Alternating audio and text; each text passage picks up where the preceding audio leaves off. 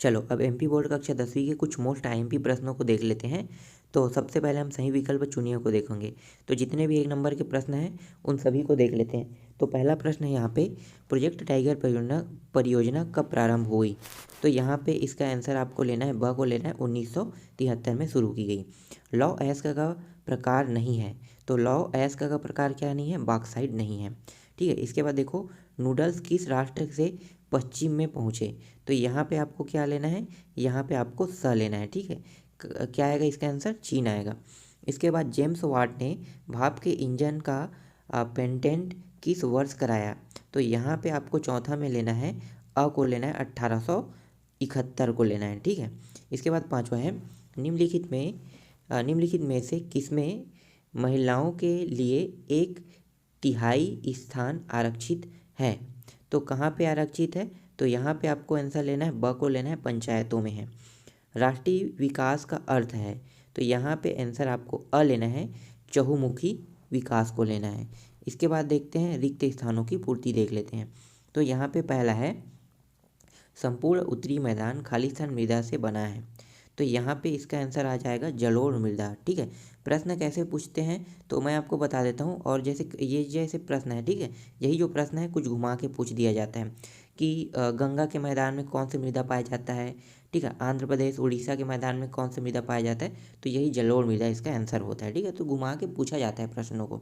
फिर यहाँ पे देखते हैं, वन खालिस्तान उत्पाद है जिन पर दूसरे सभी जीव निर्भर करते हैं। तो यहाँ पे आपको लेना है प्राथमिक। ठीक है, इसके बाद है, गालिसिया में कुलीन वर्ग खालिस्तान भाषा बोलता था। तो यहाँ पे कौन सी भाषा बोलता था? पोलिश भाषा। ठीक है, गालिसिया में कुलीन वर्ग पोलिश भाषा बोलता था। अफ्रीका में 1890 के दशक में खालिस्तान नामक बीमारी बहुत तेज़ी से फैल गई। तो कौन सी बीमारी फैली? तो रिंडर प्रेस्ट। ठीक है, क्या लिखना है? रिंडर प्रेस्ट। ठीक है, तो रिंडर प्रेस्ट नाम की बीमारी फैल गई। फिर आते हैं बेल्जियम, खालिस्तान का एक छोटा सा देश है, तो यूरोप का एक छोटा सा देश है।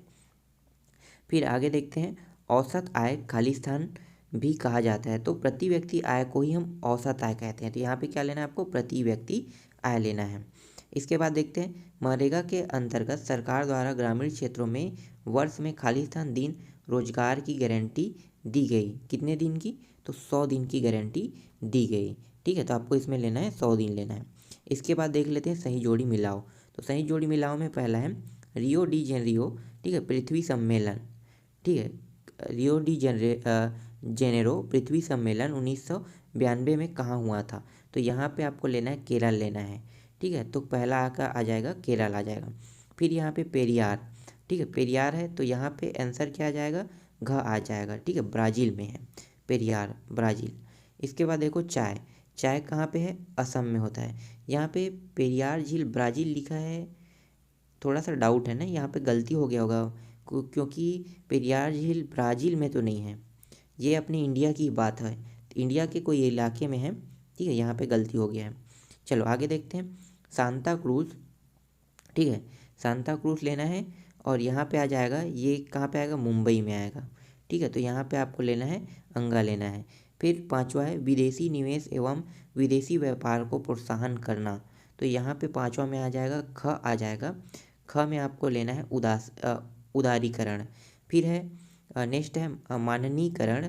ठीक है, माननीकरण को आपको कहाँ लेना है? ग में लेना है, भारतीय मानक संस्थान लेना है।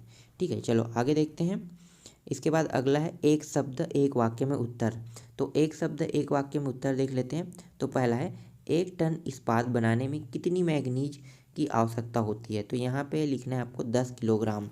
इसके बाद है, मार्टिन लूथर कौन था? तो यहाँ पे आपको लेना है धर्म सुधारक। फिर है, श्रीलंका किस वर्ष में स्वतंत्र राष्ट्र बना? तो यहाँ पे लेना है 1948 लेना है। फिर नेक्स्ट है, सामाजिक विभाजनों का प्रमुख आधार क्या है?